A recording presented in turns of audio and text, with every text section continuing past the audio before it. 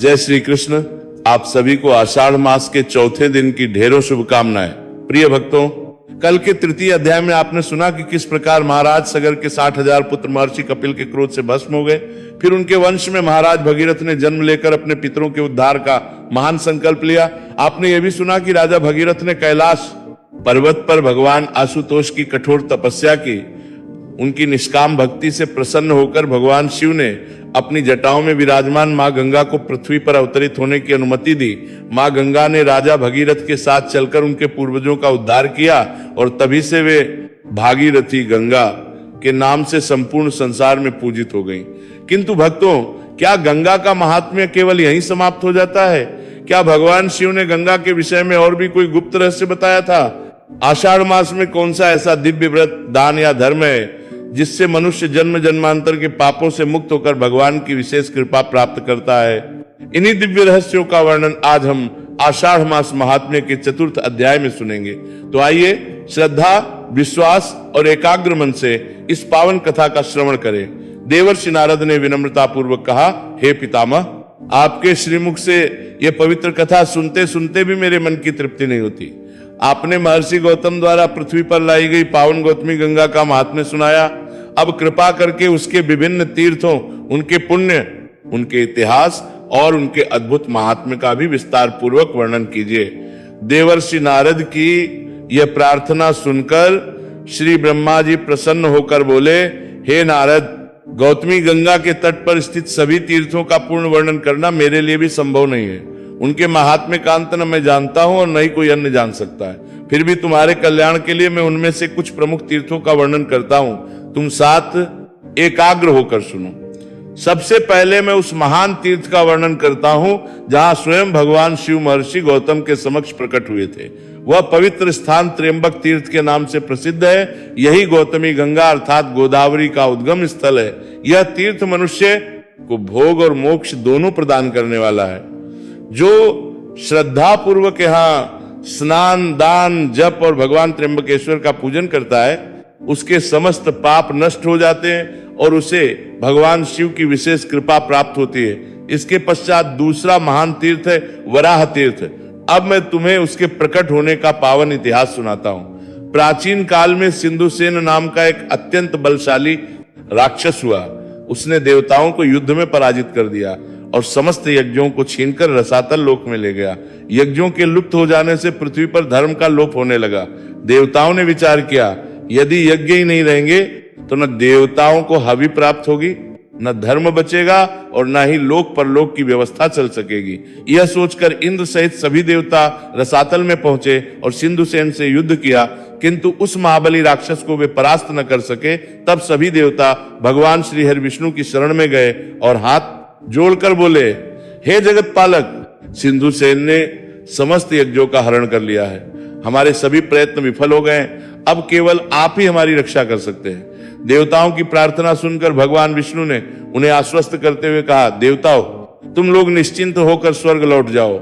मैं स्वयं वराह रूप धारण करके रसातल में जाऊंगा। वहां उन दुष्ट राक्षसों का संहार करूंगा और यज्ञों को पुनः पृथ्वी पर स्थापित करूंगा। भगवान की आज्ञा पाकर सभी देवता प्रसन्न होकर स्वर्ग लौट गए। इसके बाद भगवान विष्णु ने दिव्य वराह अवतार धारण किया। उनके हाथों में शंख, चक्र, गदा और पद्म शोभायमान थे। जिस मार्ग से गौतमी गंगा रसातल में प्रविष्ट हुई थी, उसी मार्ग से भगवान वराह भी पृथ्वी को विदीर्ण करते हुए रसातल में पहुंचे। वहां पहुंचकर उन्होंने अपने दिव्य पराक्रम से असंख्य दानवों और राक्षसों का संहार किया। अंततः सिंधुसेन का वध करके भगवान ने यज्ञ पुरुष को अपने मुख में धारण किया और विजय प्राप्त कर पुनः पृथ्वी की ओर प्रस्थान किया। श्री ब्रह्मा जी बोले, हे देवर्षि नारद, भगवान श्री हरि ने वराह रूप धारण करके रसातल में समस्त राक्षसों का संहार किया और महायज्ञ को अपने मुख में धारण करके पृथ्वी की ओर प्रस्थान किया। उस समय ब्रह्मगिरि पर्वत पर इंद्र सहित समस्त देवता भगवान की प्रतीक्षा कर रहे थे।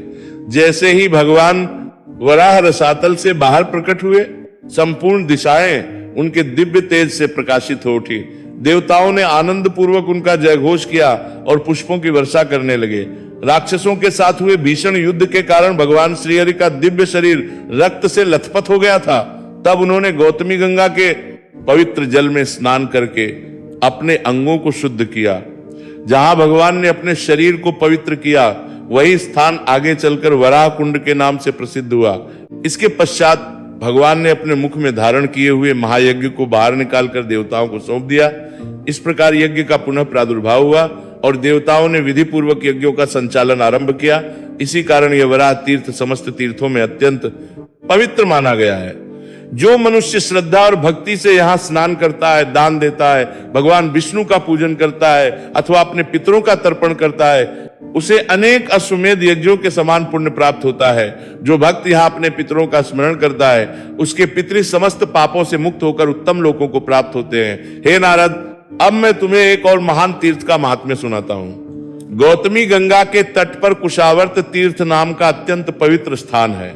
यह तीर्थ केवल दर्शन और स्मरण मात्र से मनुष्य को महान पुण्य प्रदान करता है। जब महर्षि गौतम गंगा जी को लेकर ब्रह्मगिरि पर आए थे, तब उन्होंने गंगा की धारा को कुशों के द्वारा पुनः अपनी ओर मोड़ा था। उसी दिव्य घटना के कारण उस स्थान का नाम कुशावर्त पड़ा। जो मनुष्य इस तीर्थ में श्रद्धा पूर्वक स्नान करता है, दान देता है अथवा अपने पितरों का तर्पण करता है, उसके पितृ अत्यंत संतुष्ट होते हैं और उसे अक्षय पुण्य की प्राप्ति होती है। हे देवर्षि, जहां गौतमी गंगा ब्रह्मगिरि के नील पर्वत से प्रकट होती है, वहां वे नील गंगा नाम से प्रसिद्ध है। नील गंगा का जल अत्यंत पवित्र और पापों का नाश करने वाला है। जो मनुष्य निर्मल मन और श्रद्धा के साथ नील गंगा में स्नान करता है, जब तप, दान या भगवान का स्मरण करता है, उसका प्रत्येक शुभ कर्म अक्षय हो जाता है। भगवान शिव और भगवान विष्णु की कृपा उस पर सदा बनी रहती है और उसके समस्त मनोरथ पूर्ण होते हैं। हे नारद, गौतमी गंगा के तट पर एक और अत्यंत प्रसिद्ध तीर्थ है जिसका नाम कपोत तीर्थ है। उसका इतिहास अत्यंत अद्भुत, करुणामय और धर्म का उपदेश देने वाला है। जो मनुष्य इस कथा को श्रद्धा पूर्वक सुनता है, उसके हृदय में दया, धर्म और अतिथि सत्कार की भावना जागृत हो जाती है। अब मैं तुम्हें उसी कपोत तीर्थ की पवित्र कथा सुनाता हूँ। श्री ब्रह्मा जी बोले, हे देवर्षि नारद, अब मैं तुम्हें उस पवित्र कपोत तीर्थ का इतिहास सुनाता हूँ जिसका स्मरण और श्रवण मात्र मनुष्य के हृदय में दया, धर्म और अतिथि सेवा की भावना उत्पन्न कर देता है। प्राचीन काल में ब्रह्मगिरि पर्वत पर एक अत्यंत क्रूर और निर्दयी व्याध रहता था। उसका जीवन केवल हिंसा और पाप से भरा हुआ था। वह ब्राह्मणों, साधुओं, यतियों, गौओं, मृगों और पक्षियों तक का वध करने में तनिक भी संकोच नहीं करता था। उसके हाथ में सदा धनुष बाण रहता और उसके मन में दिन रात केवल पाप कर्मों का ही विचार उठता रहता था। उसकी पत्नी और पुत्र भी उसी के समान हिंसक स्वभाव के थे। किसी के प्रति, पत्नी के प्रति के तार के उनके पाप कर्मों के ताने के समान ते हुए है। उनके मन में दया या करुणा का भाव नहीं था। एक दिन उसकी पत्नी ने उससे कहा, आज वन में जाकर अधिक से अधिक शिकार लेकर आओ, जिससे कई दिनों तक भोजन की चिंता न रहे। पत्नी की बात मानकर वो व्याध अपने धनुष, बाण और जाल लेकर घने वन में चला गया। उस दिन उसने अनेक मृगों और पक्षियों का वध किया। कई निरीह पक्षियों को जीवित पकड़कर पिंजरों में बंद कर लिया। सारा दिन हिंसा करते करते जब वो अपने घर लौटने लगा, तभी संध्या का समय हो गया। चैत्र और वैशाख का समय बीत चुका था। अचानक आकाश में काले बादल छा गए। भयंकर गर्जना होने लगी, बिजली चमकने लगी और कुछ ही क्षणों में मूसलाधार वर्षा आरंभ हो गई। तेज आंधी चलने लगी। वर्षा के साथ ओलों और पत्थरों की भी बरसात होने लगी। चारों ओर ऐसा अंधकार छा गया कि मार्ग का कोई चिन्ह दिखाई नहीं देता था। व्याध भीग चुका था। वह थककर चूर हो गया था। जल इतना अधिक था कि भूमि, गड्ढे और रास्ते का भेद करना भी असंभव हो गया। वह घबराकर सोचने लगा, मैं कहां जाऊं, कहां शरण लूं। आज तो ऐसा प्रतीत होता है मानो स्वयं मृत्यु मेरे सामने खड़ी हो। मैंने जीवन भर न जाने कितने निर्दोष प्राणियों के प्राण लिए हैं। आज वही मृत्यु मेरे सामने खड़ी है। यदि शीघ्र ही कोई आश्रय न मिला तो मेरा भी अंत निश्चित है। इसी चिंता में इधर उधर भटकते हुए उसकी दृष्टि थोड़ी दूर खड़े एक विशाल वृक्ष पर पड़ी। वह वृक्ष घनी शाखाओं और हरे भरे पत्तों से आच्छादित था। व्याध दौड़कर उसी वृक्ष के नीचे पहुंचा और उसकी छाया में बैठ गया। भीगे हुए वस्त्रों के कारण उसका शरीर कांप रहा था। वो बार बार अपने घर की चिंता कर रहा था। न जाने मेरी पत्नी और बच्चे जीवित होंगे या नहीं। यदि यह वर्षा इसी प्रकार होती रही तो शायद मैं भी आज घर नहीं पहुंच सकूंगा। इसी बीच सूर्य अस्त हो गया और चारों ओर घोर अंधकार छा गया। उसी विशाल वृक्ष के खोखले में एक कपोत कबूतर अपनी पत्नी कपोती तथा अपने बच्चों के साथ कई वर्षों से निवास करता था। दोनों पति पत्नी अत्यंत प्रेम पूर्वक रहते थे। कपोती पतिव्रता धर्मपरायणा और अपने पति की आज्ञा का पालन करने वाली थी। उस दिन प्रातःकाल दोनों भोजन की खोज में वन की ओर गए थे, किंतु संध्या होने तक केवल कपोती वापस लौट पाया। भाग्यवश कपोती उसी व्याध के जाल में फंस गई थी और पिंजरे में बंद होकर उसी वृक्ष के नीचे पड़ी थी। व्याध ने उसे पहचान भी नहीं पाया था। उधर कपोत अपनी प्रिय पत्नी को न देखकर अत्यंत व्याकुल उठा। उसने चारों ओर दृष्टि दौड़ाई, परंतु कपोती कहीं दिखाई नहीं दी। अपनी संतानों को मां के बिना देखकर उसका हृदय दुहक से भर गया। वो विलाप करते हुए कहने लगा, हाय मेरी प्रिय कपोती, आज तक कभी इतनी देर नहीं हुई, न जाने वह कहाँ रह गई। वही मेरे धर्म का आधार है, उसी के साथ मिलकर मैं अपने जीवन के सभी कर्तव्यों का पालन करता हूं।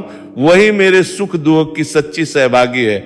जब मैं प्रसन्न होता हूं तो वह भी प्रसन्न होती है, और जब मैं दुखी होता हूं तो मेरे दुख को दूर करने का प्रयत्न करती है। वह केवल मेरी पत्नी ही नहीं, मेरी सच्ची मित्र, मेरी सलाहकार और मेरे जीवन की शक्ति है। आज उसके बिना यह घोंसला मुझे सूने वन के समान प्रतीत हो रहा है। यदि वह वापस नहीं आई तो मैं भी अधिक समय तक जीवित नहीं रह सकूंगा। ऐसा कहकर कपोत विलाप करने लगा। उसे तनिक भी ज्ञात नहीं था कि उसकी प्रिय पत्नी उसी वृक्ष के नीचे व्याध के पिंजरे में जीवित बैठी हुई उसकी बातें सुन रही। श्री ब्रह्मा जी बोले, हे देवर्षि नारद, अपने प्रिय पति का विलाप सुनकर पिंजरे में बंद कपोती का हृदय द्रवित हो उठा। उसने करुण स्वर में कहा, हे प्राणनाथ, मैं यहीं आपके समीप इस व्याध के पिंजरे में बंधी हुई हूं। यह व्याध मुझे जाल में फंसाकर यहां ले आया है। आज मैं अपने आप को अत्यंत धन्य समझती हूं, क्योंकि मेरे स्वामी स्वयं मेरे गुणों का वर्णन कर रहे हैं। मुझ में जो गुण है और जो नहीं भी है, उनका भी आपने प्रेम पूर्वक स्मरण किया है। इससे मेरा जीवन सफल हो गया। फिर वो बोली, हे स्वामी, जब पति प्रसन्न होता है तब स्त्री पर समस्त देवता प्रसन्न हो जाते हैं। यदि पति अप्रसन्न हो जाए तो स्त्री का कोई भी शुभ कर्म फलदायी नहीं होता। आप ही मेरे देवता हैं, आप ही मेरे गुरु हैं, आप ही मेरे स्वामी हैं, आप ही मेरा धर्म, व्रत, स्वर्ग और मोक्ष हैं। अतः मेरी चिंता छोड़कर अपने धर्म का पालन कीजिए। आपकी कृपा से मैंने जीवन के सभी सुख भोग लिए हैं। अब यदि मेरा जीवन समाप्त भी हो जाए तो मुझे कोई दुख नहीं। कपोती की वाणी सुनकर कपोत वृक्ष से नीचे उतरा और पिंजरे के समीप आकर अपनी पत्नी को देखने लगा। अपनी प्रिय को जीवित देखकर उसके नेत्रों से आनंद आश्रु बहने लगे। उसने सोचा, मैं अभी इस पिंजरे को तोड़कर अपनी प्रिय को मुक्त कर देता हूं, किंतु कपोती ने उसे रोकते हुए कहा, हे महाभाग, ऐसा मत कीजिए। संसार का प्रत्येक संबंध नश्वर है। जो कुछ होता है वह ईश्वर की इच्छा से होता है। इस व्याध का भी कोई दोष नहीं है। वह अपने कर्म के अनुसार ही कार्य कर रहा है। आप अपनी बुद्धि को धर्म में स्थिर कीजिए, यही समय धर्म की परीक्षा का है। फिर उसने धर्म का महान उपदेश देते हुए कहा, ब्राह्मणों के गुरु अग्नि हैं, समस्त वर्णों के गुरु ब्राह्मण हैं, स्त्री का गुरु उसका पति है, और सभी गृहस्थों का सबसे बड़ा गुरु अतिथि होता है। जो गृहस्थ अपने घर आए हुए अतिथि का मधुर वचनों से सम्मान करता है, उससे वाणी की अधिष्ठात्री माता सरस्वती प्रसन्न होती हैं। जो अतिथि को भोजन कराता है, उस पर देवराज इंद्र प्रसन्न होते हैं। जो उसके चरण धोता है, उससे पितृगण तृप्त होते हैं। जो उसकी सेवा करता है, उस पर भगवान श्रीहरि और माता लक्ष्मी कृपा करते हैं। और जो अतिथि को विश्राम देता है, उससे समस्त देवता संतुष्ट होते हैं। इसलिए अतिथि साक्षात देव स्वरूप होता है। यदि संध्या के समय कोई थका मांदा अतिथि घर आए तो उसका आदर अवश्य करना चाहिए। उसके साथ देवता, पितर और अग्निदेव भी घर में प्रवेश करते हैं। यदि अतिथि संतुष्ट होकर जाए तो सभी देवता प्रसन्न होते हैं, और यदि वह निराश लौट जाए तो देवता भी अप्रसन्न होकर चले जाते हैं। इसके बाद कपोती ने एक अत्यंत गूढ़ बात कही, हे स्वामी, उपकार करने वाले के साथ उपकार करना तो सामान्य बात है, परंतु जो उपकार करने वाले के साथ भी सद्व्यवहार करे वही सच्चा धर्मात्मा और पुण्यात्मा कहलाता है। कपोती की धर्ममय वाणी सुनकर कपोत अत्यंत प्रसन्न हुआ। उसने कहा, हे सुमुखी, तुमने धर्म की अत्यंत उत्तम बात कही है, किंतु सोचो, हम छोटे से पक्षी हैं। हमारे पास न धन है न अन्न का भंडार। हम तो प्रतिदिन अपनी चोंच भर दाना चुनकर जीवन निर्वाह करते हैं। ऐसी अवस्था में इस भूखे और ठिठुरते हुए अतिथि का सत्कार मैं किस प्रकार करूं? तब कपोती ने उत्तर दिया, नाथ, अतिथि सत्कार केवल अन्न से नहीं होता। यदि अन्न न हो तो अग्नि, जल, मधुर वचन, तिनके, लकड़ियां या बैठने का स्थान जो भी उपलब्ध हो श्रद्धा से देना चाहिए। देखिए, ये व्याध सर्दी से कांप रहा है, पहले इसकी ठंड दूर करने का प्रयास कीजिए। यही इस समय हमारा सर्वोच्च धर्म है। पत्नी के वचन सुनकर कपोत तुरंत उड़ गया। कुछ दूर उसे अग्नि की एक छोटी सी ज्वाला दिखाई दी। वह अपनी चोंच में जलती हुई लकड़ी लेकर आया और व्याध के सामने रख दी। फिर वो बार बार सूखी लकड़ियां, तिनके और पत्ते लाकर अग्नि में डालने लगा। धीरे धीरे अग्नि प्रज्वलित हो उठी। व्याध ने अपने ठिठुरते हुए हाथ पैर उस अग्नि से तापे। कुछ ही क्षणों में उसके शरीर की ठंड दूर हो गई और उसे बड़ी राहत मिली। किंतु कपोती ने देखा कि व्याध की भूख अब भी शांत नहीं हुई है। उसके हृदय में करुणा उमड़ पड़ी। श्री ब्रह्मा जी बोले, हे देवर्षि नारद, जब कपोती ने देखा कि व्याध की ठंड तो दूर हो गई है किंतु वो भूख से अत्यंत व्याकुल है, तब उसने अपने पति से कहा, हे प्राणनाथ, यह अतिथि अभी भी भूख की अग्नि से जल रहा है। हमारे पास इसे खिलाने के लिए अन्न का एक दाना भी नहीं है, अतः आप मुझे इस अग्नि में समर्पित कर दीजिए, जिससे यह दुखी अतिथि मेरे शरीर से अपनी भूख शांत कर सके। ऐसा करने से हमारा अतिथि सत्कार पूर्ण हो जाएगा और हमें महान पुण्य की प्राप्ति होगी। कपोती की बात सुनकर कपोत की आंखें भर आईं। उसने कहा, हे सुमुखी, जब तक मैं जीवित हूं तब तक तुम्हारा अपने शरीर का त्याग करना उचित नहीं है। गृहस्थ का प्रथम कर्तव्य स्वयं अतिथि की सेवा करना है, इसलिए आज मैं अपने प्राणों का उत्सर्ग करूंगा। इतना कहकर कपोत ने भगवान श्री महाविष्णु का ध्यान किया।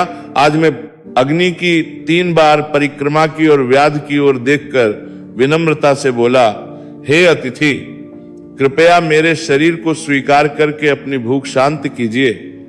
यदि मेरे इस छोटे से शरीर से आपका कष्ट दूर हो जाए तो मेरा जीवन सफल हो जाएगा। इतना कहकर धर्मात्मा कपोत ने बिना किसी भय के अग्नि में प्रवेश कर दिया। यह अद्भुत दृश्य देखकर व्याध स्तब्ध रह गया। उसके हाथ से धनुष छूट गया। उसकी आंखों से आंसू बहने लगे। वह पश्चाताप से भरकर बोला, धिक्कार है मेरे इस जीवन को। मैंने जीवन भर असंख्य निर्दोष प्राणियों की हत्या की, पर आज एक छोटे से पक्षी ने मेरे लिए अपने प्राणों का बलिदान दे दिया। मैं कितना पापी हूं। उधर अपने पति को अग्नि में समर्पित होते देखकर कपोती ने व्याध से कहा, हे महाभाग, अब कृपा करके मुझे इस पिंजरे से मुक्त कर दीजिए। मेरे स्वामी मुझे छोड़कर जा चुके हैं। अब मेरा भी उनके बिना इस संसार में रहना उचित नहीं है। व्याध का हृदय पूरी तरह बदल चुका था। उसने तुरंत पिंजरा खोल दिया और कपोती को मुक्त कर दिया। मुक्त होते ही कपोती ने अपने पति और अग्निदेव की परिक्रमा की और बोली, पति के साथ रहना ही स्त्री का परम धर्म है। जैसे सर्प पकड़ने वाला मनुष्य सांप को उसके बिल से निकाल लाता है, वैसे ही पतिव्रता स्त्री अपने धर्म के प्रभाव से अपने पति के साथ दिव्य लोकों को प्राप्त करती है। इसके पश्चात उसने देवताओं, गौतमी गंगा और वनस्पतियों को प्रणाम किया। अपने बच्चों को धैर्य का उपदेश दिया और व्याध से बोली, हे महाभाग, तुम्हारे कारण ही आज मुझे अपने पतिदेव के साथ स्वर्ग जाने का अवसर प्राप्त हुआ है। तुम्हारा कल्याण हो। इतना कहकर पतिव्रता कपोती भी अग्नि में प्रवेश कर गई। उसी क्षण आकाश में देवताओं ने पुष्पों की वर्षा की। चारों ओर धन्य है की ध्वनि गूंज उठी। तुरंत ही सूर्य के समान तेजस्वी एक दिव्य विमान आकाश से उतरा। कपोत और कपोती ने दिव्य देह धारण की और उस विमान पर आरूढ़ हो गए। स्वर्ग जाने से पहले उन्होंने व्याध से कहा, हे महाभाग, तुम हमारे लिए अतिथि बनकर आए थे। तुम ही हमारे स्वर्गारोहण का कारण बने हो। अब यदि तुम भी अपने पापों से मुक्त होना चाहते हो तो गौतमी गंगा के तट पर जाकर श्रद्धा पूर्वक स्नान करो। उन्होंने आगे कहा, 15 दिनों तक गौतमी गंगा में नियम पूर्वक स्नान करने से तुम्हारे सभी पाप नष्ट हो जाएंगे। उसके बाद पुनः श्रद्धा से स्नान करके भगवान का स्मरण करना। जब तुम्हारा यह पापमय शरीर छूट जाएगा तब तुम भी दिव्य विमान में बैठकर स्वर्गलोक को प्राप्त करोगे। उन दोनों के उपदेश को सुनकर व्याध ने उसी क्षण अपना धनुष, बाण और पिंजरा त्याग दिया। वह गौतमी गंगा के तट पर गया और विधि पूर्वक स्नान, जप और प्रायश्चित करने लगा। 15 दिनों तक कठोर नियमों का पालन करते हुए उसने गौतमी गंगा में स्नान किया। मां गौतमी गंगा की कृपा से उसके समस्त पाप नष्ट हो गए। कुछ समय पश्चात उसने भी अपना शरीर त्याग दिया और दिव्य रूप धारण करके स्वर्गलोक को प्राप्त हुआ। इस प्रकार कपोत, कपोती और वह व्याध तीनों ही गौतमी गंगा के प्रभाव से परम गति को प्राप्त हुए। हे नारद, तभी से वह स्थान कपोत तीर्थ के नाम से तीनों लोकों में प्रसिद्ध हो गया। जो मनुष्य वहां श्रद्धा पूर्वक स्नान करता है, दान देता है, जप तप श्राद्ध अथवा पितरों का तर्पण करता है, उसे अक्षय पुण्य की प्राप्ति होती है। उसके समस्त पाप नष्ट हो जाते हैं और अंत में उसे उत्तम लोकों की प्राप्ति होती है। इतना कहकर श्री ब्रह्मा जी कुछ क्षण मौन रहे। प्रिय भक्तों, इस पावन कथा से हमें यह शिक्षा मिलती है कि धर्म केवल बड़े यज्ञों और दानों से नहीं, बल्कि दया, त्याग, करुणा और अतिथि सत्कार से भी पूर्ण होता है। एक छोटा सा पक्षी भी यदि धर्म का पालन करे तो देवताओं के लिए वंदनीय बन जाता है। किंतु भक्तों, क्या गौतमी गंगा के तट पर केवल कपोत तीर्थ ही है? क्या वहां और भी ऐसे दिव्य तीर्थ है जिनके दर्शन और स्नान मात्र से जन्म जन्मांतर के पाप नष्ट हो जाते हैं? अगले अध्याय में श्री ब्रह्मा जी देवर्षि नारद को गौतमी गंगा के अन्य महान तीर्थों, उनके चमत्कारी महात्म्य और दुर्लभ पुण्यफल का वर्णन करेंगे। इसलिए पंचम अध्याय को अवश्य सुनिएगा। यदि आपको आज की कथा पसंद आई हो तो इसे अपने परिवार और मित्रों के साथ अवश्य साझा करें, ताकि अधिक से अधिक लोग इस पुण्य के भागी बन सके। भगवान नारायण आप सब पर कृपा करें। हरे कृष्ण।